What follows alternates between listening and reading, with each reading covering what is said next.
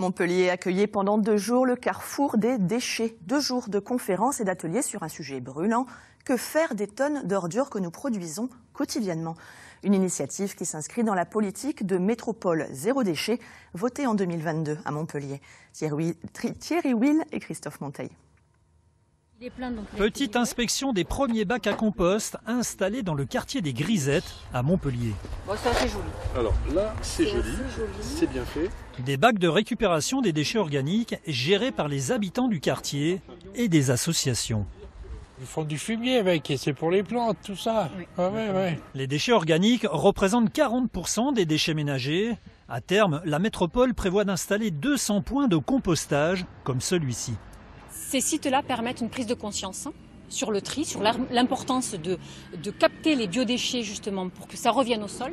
Et c'est un formidable outil de sensibilisation.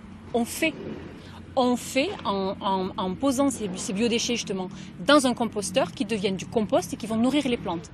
Et il y a urgence à trier. L'enfouissement des déchets et l'incinération, en plus d'être particulièrement polluants, coûtent une fortune en impôts. Les prix ont flambé d'une manière considérable.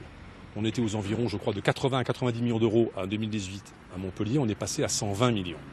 Et on n'est pas au bout du chemin. On va avoir une flambée encore plus importante dans les 2-3 années à venir.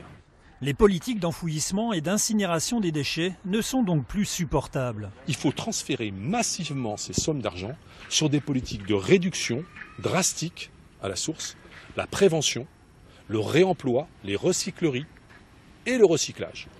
Réemploi et recyclage qui étaient au cœur des échanges de ce carrefour des déchets.